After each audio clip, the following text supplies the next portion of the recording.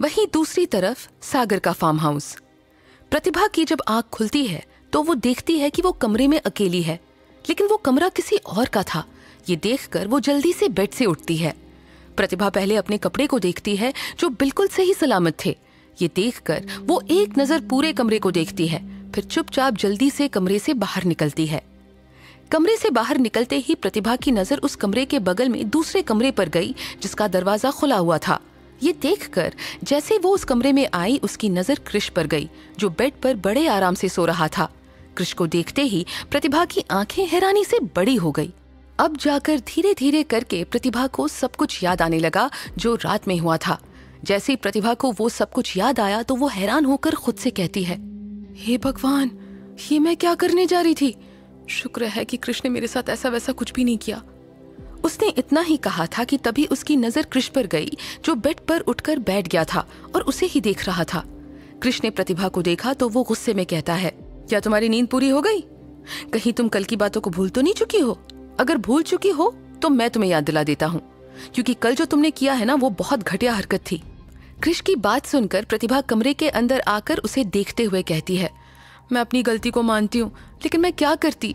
पापा से लड़ाई हुई थी जिस वजह से मैं क्लब चली गई थी, और वहां पर दोस्तों के साथ रहने की वजह से मैंने ज्यादा नशा कर लिया था। कल की हुई हरकत की वजह से मैं तुमसे माफी मांगती हूँ प्लीज, और तुमने मेरे साथ कुछ भी नहीं किया, ये देखकर मुझे बहुत अच्छा लगा। प्रतिभा को गलती का एहसास होते देख कृष ने गहरी सांस ली। फिर वो बेड से उठकर उसके पास आकर कहता है, मैंने इसीलिए तुम्हारे साथ कुछ भी नहीं किया क्योंकि ये मेरे संस्कार है। तुमने कल मुझे बहुत उकसाया था, जिसके बाद मेरा खुद पर से कंट्रोल खत्म हो चुका था। यहाँ तक कि मैं तुम्हें अपना बनाने वाला था, लेकिन उसी बीच में मुझे प्राची भाभी का ख्याल आया। ऊपर से मेरे करियर की बात थी। अगर हम दोनों बिना शादी के ये सब कुछ कर लेते तो शायद आगे चलकर हमारे लिए बुरा होता। मैंने खुद को काफी मुश्किल से संभाला था और तुम्हें सुलाकर दूसरे कमरे में आया था ताकि तुमसे पीछा छूट जाए। अगर मैं ज्यादा देर तक तुम्हारे पास रहता तो शायद हम दोनों के बीच में सब कुछ हो गया होता। अब जो हुआ है उसे भूल जाओ। ये सोचो कि हमने सपना देखा और वो खत्म हो गया। इस बारे में ना तो मेरे परिवार को बताओगी और ना ही मैं तुम्हारे परिवार को बताऊंगा। एक सपना समझकर हम दोनों कल की हुई हरकतों को भूल जाते हैं, ओके? कृष की बात सुनकर प्रतिभा गहरी सांस लेकर कहती है, ये सपना ही था जो खत्म हो गया। वैसे भी अगर मैं नशे में नहीं होती तो कभी भी तुम्हें किस नहीं करती और ना ही किस करने को कहती। जो हुआ सो हुआ। अब तुम अपने रास्ते, मैं अपने रास्ते। प्रतिभा की बात सुनकर कृष घड़ी में समय देखते हुए कहता है, तुम्हारी वजह से मैं घर नहीं जा पाया। आज प्राची भाभी हॉस्पिटल से घर आ रही है और सिर्फ तुम्हारी वजह से मैं घर पर नहीं हूँ। अब मैं यहाँ से जा रहा हूँ, तुम्हें यहाँ से खुद अकेले घर जाना है। मैं तुम्हारी कोई मदद नहीं करूंगा। कृष के मुंह से प्राची के बारे में सुनकर प्रतिभा हैरान होकर कहती है, क्या कहा तुमने? प्राची दी हॉस्पिटल से घर आ रही है? लेकिन उन्हें क्या हुआ है? प्रतिभा की बात सुनकर कृष ने पहले तो उसको देखा जो परेशान होकर उसे ही देख रही थी। फिर उसने प्रतिभा को सब कुछ बताया जो प्राची के साथ हुआ था। कृष की बात सुनकर प्रतिभा हैरान होकर कहती है, इतना कुछ हो गया और मुझे किसी ने कुछ बताया भी नहीं। मुझे भी प्राची दी से मिलना है। मैं भी तुम्हारे साथ तुम्हारे घर चलूंगी। प्रतिभा की बात सुनकर कृष उसे ऊपर से नीचे तक देखते हुए कहता है, क्या तुम इन कपड़ों में मेरे साथ घर जाओगी? अगर तुम इन कपड़ों में जाओगी तो मैं तुम्हें लेकर नहीं जाऊंगा, क्योंकि अगर तुम इस तरह से मेरे साथ घर चलोगी तो लोग हमें ही गलत समझेंगे। कृष की बात सुनकर प्रतिभा मुंह बनाकर कहती है, अरे ठीक है, रास्ते में मैं कपड़े खरीद लूंगी। अब चलो, मुझे जल्दी से प्राची दी से मिलना है। एक तो तुम लोगों ने मुझे बताया भी नहीं उनके बारे में। अगर मुझे पता होता तो मैं उसी दिन उनके पास चली जाती। ये कहकर प्रतिभा कृष के साथ वहां से बाहर निकल गई। कुछ समय बाद मित्तल मैंशन। अर्नव प्राची को लेकर घर आ चुका था और उसने खुशी खुशी पूरे परिवार को ये भी बता दिया था कि प्राची बहुत जल्द ठीक भी हो जाएगी, जिसे जानकर पूरा परिवार भी बहुत खुश हो रहा था। इस समय प्राची अपने कमरे में थी और तानिया भी उसके पास बैठी हुई थी। तानिया ने जब देखा कि प्राची उसके पेट की तरफ देख रही है तो वो मुस्कुराते हुए प्राची से कहती है, भाभी अब बस जल्दी से ठीक हो जाओ, फिर आप हर समय बेबी को महसूस करती रहना। तानिया की बात सुनकर प्राची मुस्कुराते हुए उसे देख रही थी।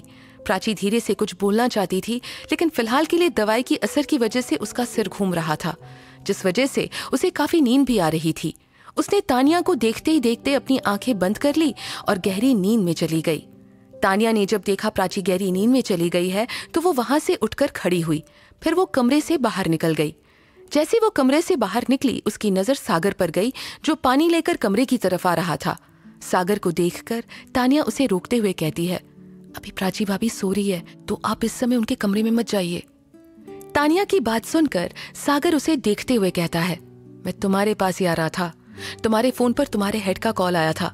जब मैंने उनसे बात की तो उन्होंने कहा कि तुम्हें एक मिशन पर जाना है, तो मैंने उन्हें तुम्हारे बारे में सब कुछ बता दिया, जिसे जानने के बाद उन्हें थोड़ा बुरा लगा क्योंकि तुम्हारा उस मिशन पर जाना जरूरी था।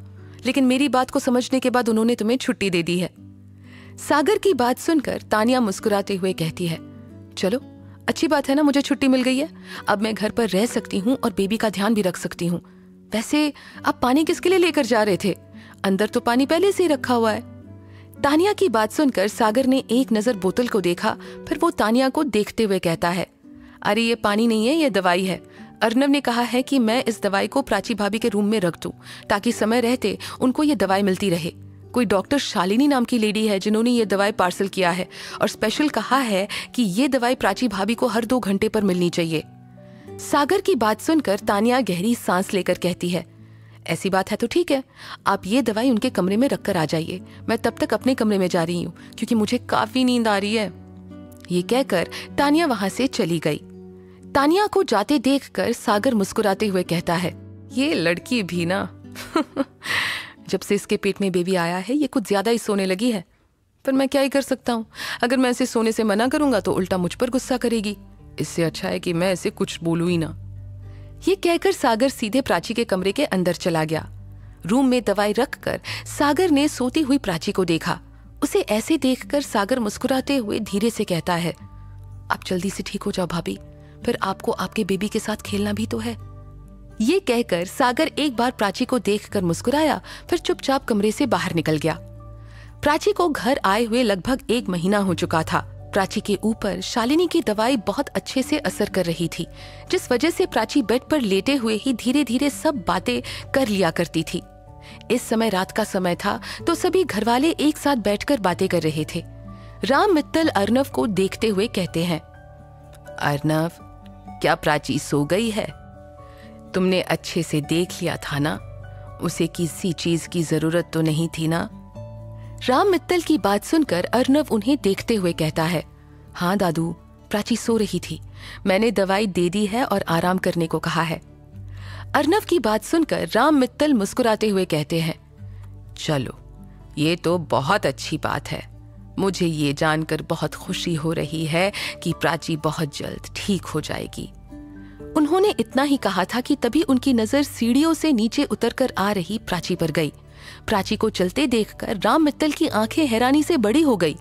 राम मित्तल को हैरान देखकर उन सब ने तो पहले कंफ्यूज्ड होकर उन्हें देखा, फिर उनकी नजरों का पीछा करते हुए सीढ़ियों की तरफ प्राची को देखने लगे। प्राची को चलकर आते देख सबसे ज्यादा हैरानी अर्नव को हो रही थी। अर्नव जल्दी से भागकर प्राची के पास आया, फिर वो उसके हाथ को पकड़कर उसे सहारा देते हुए कहता है, प्राची तुम चल रही हो, तुम्हें इस तरह से अकेले नहीं चलना चाहिए। अर्नव की बात सुनकर प्राची मुस्कुराते हुए उसे देखकर धीरे से कहती है, मैं आज जब कोशिश करके बेड से नीचे उतरी थी तो मैंने महसूस किया कि मैं चल सकती हूँ, इसीलिए मैं खुद चलकर नीचे आना चाहती थी और देखिए मैं चल भी पा रही हूँ। प्राची की बात सुनकर अब जाकर अर्नव को एहसास हुआ कि प्राची जो कह रही है वो सही है। उसने तो घबराहट की वजह से ध्यान ही नहीं दिया कि प्राची खुद से चलकर कमरे से यहाँ तक आई है। ये देखकर उसकी आंखों से खुशी के आंसू छलक उठे। वो प्राची के हाथ को पकड़कर उन सभी के बीच में लेकर आया। फिर वो उन सभी को देखते हुए कहता है, क्या आप सबने देखा प्राची चल पा रही है? अर्नव को खुश देखकर राम मित्तल भी प्राची को देखकर कहते हैं, हाँ प्राची तुम तो सच में चल पा रही हो। मुझे तो यकीन नहीं हो रहा कि तुम इतनी जल्दी ठीक हो गई। सच में भोलेनाथ ने हम सबकी प्रार्थना सुन ली। डॉक्टर ने जब कहा था कि तुम 1-2 साल तक बेड से नहीं उठ पाओगी तो हमें बहुत डर लगा था, लेकिन तुम 1 महीने के अंदर ठीक हो गई। ये देखकर हमें बहुत ज्यादा खुशी हो रही है। राम मित्तल की बात सुनकर प्राची खुश होकर कहती है, अगर हम ठीक हो गए हैं तो प्राची माइंड नहीं ना करेगी। सच में दादू, मुझे खुद ही यकीन नहीं हो रहा है कि मैं चल पा रही हूँ। प्राची की बात सुनकर राम मित्तल मुस्कुराते हुए कहते हैं, हमेशा खुश रहो और तुम्हें घबराने की कोई भी जरूरत नहीं है। हम सब तुम्हारे साथ हैं। जब पूरा परिवार साथ हो तो किसी चीज की परेशानी नहीं होती है। प्राची ने जब राम मित्तल की बात सुनी तो वो उन्हें देखकर मुस्कुराने लगी। तभी स्नेहा मित्तल अर्नव को देखकर उससे कहती है, अर्नव, अभी अभी प्राची ठीक हुई है, ऐसे में उसका ज्यादा चलना सही नहीं होगा, तुम उसे कमरे में लेकर जाओ। स्नेहा मित्तल की बात सुनकर अर्नव ने हाँ में सिर हिला दिया। फिर वो उसे लेकर कमरे में चला गया। जब स्नेहा मित्तल ने देखा अर्नव वहां से चला गया तो वो राम मित्तल को देखते हुए कहती है, पापा, ये बात निमृत को बताकर आती हूँ। जब उसे ये पता चलेगा कि प्राची ठीक हो गई है तो वो बहुत खुश होगी, वरना बेचारी वो भी 1 महीने से परेशान थी। ये कहकर स्नेहा मित्तल अपना फोन लेकर वहां से चली गई। आगे क्या होगा ये जानने के लिए सुनते रहिए इस कहानी को सिर्फ पॉकेट एफएम पर।